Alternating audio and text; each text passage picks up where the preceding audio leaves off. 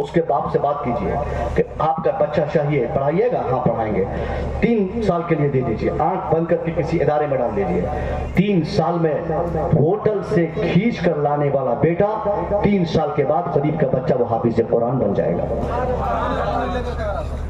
मैं बहुत सारे ऐसे अफराद को जानता हूं, गिनती से मैं अभी इस समाज में बता सकता हूं। बहुत सारे लोग एग्जाम देने गए, पास हुए, पैसा नहीं, फिर उसके बाद MBBS नहीं बनता है, उनके पास ट्यूशन की फीस नहीं। गांव में साहब 50 कमेटियां बनी हुई है, किस काम के लिए? भाई पैसा देंगे तुमको, ये तो हम उर्स करेंगे। कौन से बाबा के? फलाने बाबा के। मैं हिंदुस्तान का कोई ऐसा बाबा भी नहीं जानता हूं जो बाबा आपके हमारे उर्स से खुश होंगे। हाँ, अगर आपके उस पैसे से किसी एक गरीब के बच्चे की तालीम में पुख्तगी आ जाए, कोई एक गरीब का बेटा अपने को आपकी मदद से अगर वो MBBS डॉक्टर बना दे, अल्लाह की कसम 100 डेग चढ़ाने पर भी सरकार गरीब नवाज को जितनी खुशी नहीं होगी, उससे कहीं 1000 गुना ज्यादा एक गरीब के बच्चे की तालीम की पुख्तगी की बुनियाद पर। माशाअल्लाह माशाअल्लाह, बहुत अच्छे। ये काम नहीं करेंगे हमें जलसे में तो मजा आता है ना, बहुत मजा आता है। और जहां जितनी जहालत है वहां उतने जलसे, मैंने कहा ना, उतनी कवालियां भी हो रही है। और कवालियां जब तक नहीं हो तो अभी मैं क्या आपको अफसोस की बात बताऊं, पिछली बार भी मुझे इस गांव में आना था, ठीक हजरत टोल प्लाजा में पार किया, इधर से फोन चला गया मेरे पास, हजरत जलसा कैंसिल, माइक खराब हो गया। सुबह होके पता चला मुझे कि माइक खराब नहीं हुआ था, बल्कि 1 बजे के बाद कवाली का प्रोग्राम था। अल्लाह। और मेरा पूरा शेड्यूल बना हुआ था, मुझे यहाँ से मुजफ्फरपुर निकलना था, तकरीर करके 4 घंटा आराम करेंगे, फिर अपनी कार से मुजफ्फरपुर निकल जाएंगे। मुझे वापस घर जाना पड़ा। अल्लाह। और फिर बाद में पता चला कि ये कवाली का प्रोग्राम करवाए हम लोग, और उसलिए हमको कहा गया कि माइक टैंक सब फूट गया। माइक किसका था? माइक किसका था? अल्लाह करे फूट जाए। नबी की महफिल के नाम पे आदमी झूठ बोलेगा?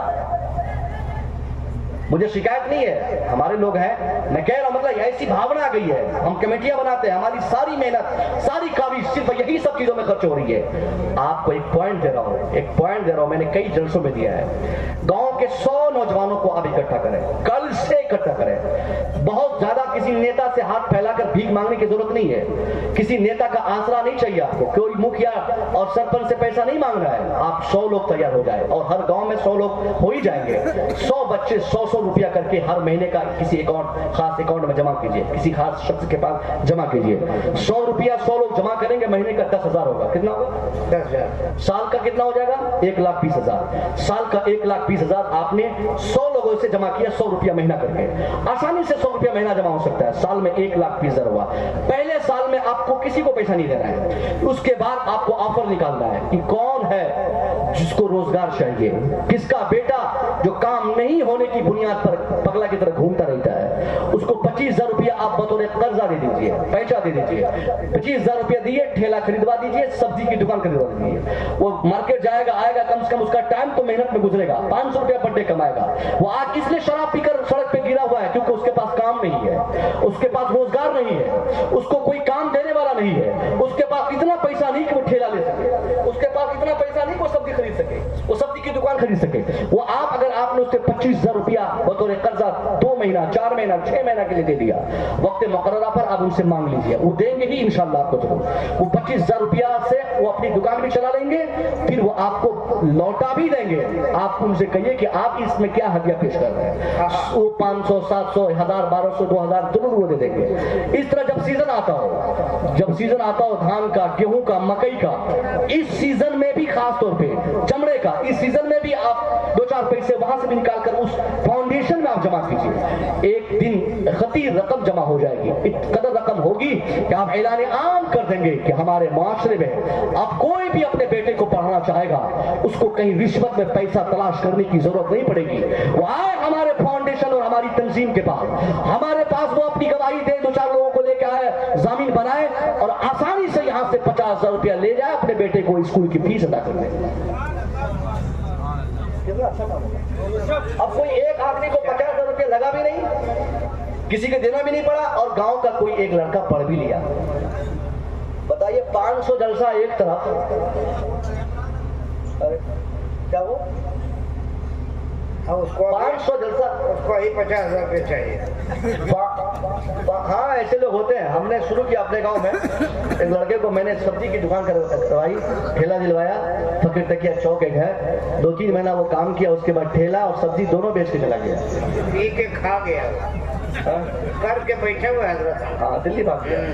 भाग गया, मेरा पैसा डूब गया है ना, इनके पैसे डूब गए ना। ऐसे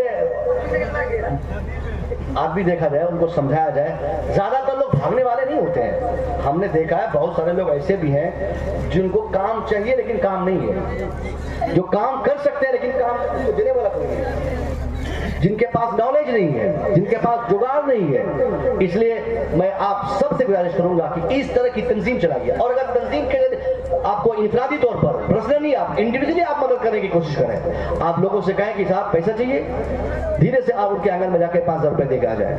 5,000 रुपया देना है, फीस अदा करनी है। इससे कितना बड़ा काम होगा कि किसी गरीब के बच्चे को तालीम का रास्ता मिल जाएगा। फिर वो न समाज का नशेड़ी होगा, न फिर वो समाज का चोर होगा, न फिर वो डकैती करने पे आमादा होगा। ये डकैती, चोरी, बेईमानी, ये खुशरपनी और ये नशे में गिरना पड़ना, ये सारी चीजों की बुनियादी वजह यही होती है कि बचपन से ही उसकी न तालीम की कोई फिक्र किया, न उन बच्चों की तरबियत की फिक्र की गई।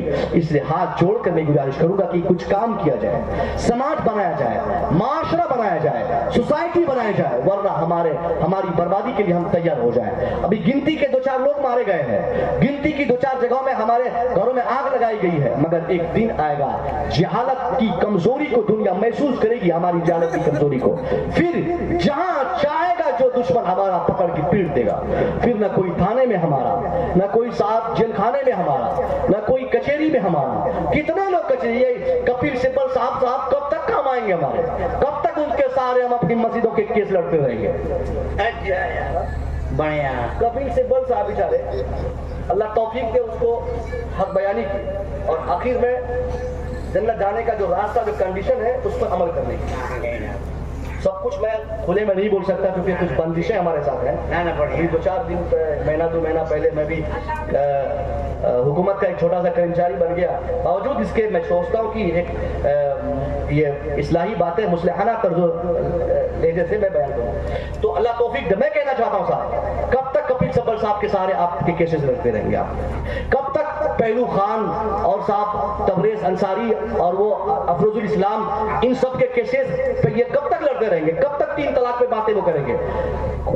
जो भी गैर मुस्लिम और मुस्लिम में ये बुनियादी फर्क है, वो लाख पढ़ा रहे, कुरान की हकानियत पे लाख बोलता रहे, मगर उनके अंदर कुरान का नॉलेज नहीं, कुरान पर उनका ईमान नहीं, वो कुरान के हक में 100% बातें नहीं कर सकते हैं। कभी न कभी उनको छोड़ना होता है।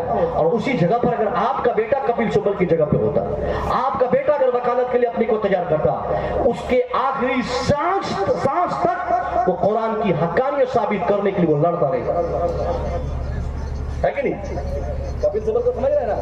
दिल्ली का एक पहले मिनिस्टर रह चुका है हमारे नेशनल लेवल पे कांग्रेस पार्टी के, मगर इस वक्त एक वरिष्ठ एडवोकेट में इंडिया के बहुत बड़े वकील में उनका नाम आता है। वो अक्सर हमारे केसेस लड़ते हैं, मगर अफसोस की बात है तादाद हमारी भी इंतजाम है। ये भारत हमारा भी मुल्क है, इसमें खिदमत करने के हमारे भी शौक हैं। हम भी IAS ऑफिसर बन के, डॉक्टर बन के, इंजीनियर बन के, प्रोफेसर बन के अपने मुल्क की खिदमत करें, अपने देश की खिदमत करें, अपने देश में अच्छाई का पैगाम लोगों को दें। इन बातों के साथ अगली बात जो मैं कह रहा हूँ, अब वो लोग सोचते होंगे साहब ये हजरत क्या नाम सुना पक रहे, हमारा बेटा पढ़ के भी नकारा हो गया, ये बार बार पढ़ाई कर रहा है, मेरा बेटा मास्टर बनने के बाद भी मुझे नहीं पूछ रहा है, मेरा बेटा ऑफिसर बनने के बाद भी गाली दे रहा है, मेरा बेटा डॉक्टर बनने के बाद भी मेरी बात नहीं मानता है। हाँ, इसकी भी एक वजह हो सकती है। इसकी वजह उसको एजुकेशन आपने दिलाया, मगर उसकी तरबियत आपने कभी नहीं की, उसकी निगहदाश्त आपने नहीं की, उनका उठना नहीं देखा, उनका बैठना नहीं देखा, उनका आपने चलना नहीं देखा। गौर से सुनिए, तरबियत की भी बहुत सख्त जरूरत है। एजुकेशन और उसके बाद ट्रेनिंग, तालीम और तरबियत। सिर्फ एजुकेशन समस्या का समाधान नहीं है। एजुकेशन के साथ जब तक आप तरबियत नहीं देंगे, तब तक आपका बेटा कामयाब नहीं हो पाएगा। आप लाख फीस जमा कर दे स्कूल में, कॉलेज में, ट्यूशन में, 50,000 रुपया एक महीने का दे दें, अगर आपने अपनी बच्ची अपने बच्चे को नहीं देखा कहाँ जा रही है, कहाँ से आ रही है, क्या कर रही है, मोबाइल क्यों चला रही है, क्यों मोबाइल रखी है, किससे बात कर रही है, कहाँ पढ़ने जाती है, कौन साथ में जाता है, इन सब चीजों पर अगर आपकी निगाहें नहीं दौड़ती है तो आप इंतजार कीजिए, फिर उस पढ़ाई का बहुत ज्यादा बेनिफिट आपको मिलने वाला नहीं है। क्योंकि बगैर तरबियत के एजुकेशन जो हमारे बच्चे हासिल करते हैं वो एजुकेशन, वो तालीम सादगी की तालीम होती है, सादा तालीम होती है, नॉर्मल तालीम होती है, और वो तालीम इतनी घातक होती है कि बगैर तरबियत याफ्ता लड़का को अगर आईएएस ऑफिसर बनाया जाए तो वही चोर बन जाता है, और इतना बड़ा जिले का बड़ा चोर बनता है कि फिर वो 2-4 हजार की चोरी नहीं करता, 2-4 करोड़ के लिए वो दस्तखत बेचता है, 2-4 करोड़ के लिए हमारा बेटा इंजीनियर बनने के बाद साइन बेचता है, वो फिर डॉक्टर बनने के बाद गैर तरबियत याफ्ता बेटा वो हमेशा कभी पेशाब के नाम पर, कभी बहाना के नाम पर, कभी खून के नाम पर, कभी ओजड़ी के नाम पर, कभी किडनी के नाम पर, जिसमें के सारे हिस्से को चुन चुन कर गरीबों का वो खाता रहता है। वो हॉस्पिटल में बैठकर 25 रुपया अगर किसी जांच में किसी डॉक्टर को मिलना रहे, सिर्फ 25 रुपया मिलना रहे, उसको मालूम है कि इसको हार्ट की बीमारी है, उसको मालूम है कि सामने वाला पेशेंट साहब इसको शुगर का पेशेंट है, ये सामने वाला पेशेंट इसको नॉर्मल बुखार है, ये दवाई से इसकी बीमारी दूर हो जाएगी, बावजूद इसके उसको जांच चाहिए क्योंकि उसको 25 रुपया मिलने वाला है। 25 रुपया कमाने के लिए 1000 की जांच को ऐसे डॉक्टर लाजिम कर देते हैं। कौन डॉक्टर? जो गैर तरबियत याफ्ता होते हैं, जिनका बाप, जिनके घर वाले, जिनके गार्जियन उनको कभी ये नहीं बताते कि बेटा तेरी तालीम का मकसद पैसा कमाना नहीं, बल्कि समाज की इज्जत करना, समाज की खिदमत करना है, गरीबों की मदद करना है। बेटा ये डिग्री हासिल करने का मतलब पटना, दिल्ली, मुंबई, कलकत्ता, चेन्नई में जाके मकान बनाना नहीं, बल्कि तुम अपने समाज में रहकर गरीबों की मदद करोगे। आज जो हमारे हॉस्पिटल्स के हालात बने हुए हैं, हम जिस पूर्णिया में हमारा घर है, आपको तो पता ही कि पूर्णिया में डॉक्टर कितने अच्छे रहते हैं। अभी 5 साल पहले साहब जांच किया गया तो 99% डॉक्टर लाइन बाजार में फर्जी मिले, उनके पास डिग्री ही नहीं, उसका बाप डॉक्टर था, बेटे को कैंची चलाना सिखा दिया, अब जिसका मन पा रहा है वो पेट फाड़ गया। अब कोई चले जाए उसके हॉस्पिटल में साहब एमबीबीएस बन के बैठा हुआ है। 70 lakh 80 lakh Katihar medical college, Delhi medical college, साहब पटना मेडिकल कॉलेज में जाकर 1-1 करोड़ में डॉक्टर साहब उसको डिग्री दिलवा दी है। अब गैर तरबियत याफ्ता, गैर तजर्बाकार इंसान जब डॉक्टर बनेगा, नौसत आएगी, 24 घंटा पैसा कमाने का नशा चढ़ा रहेगा।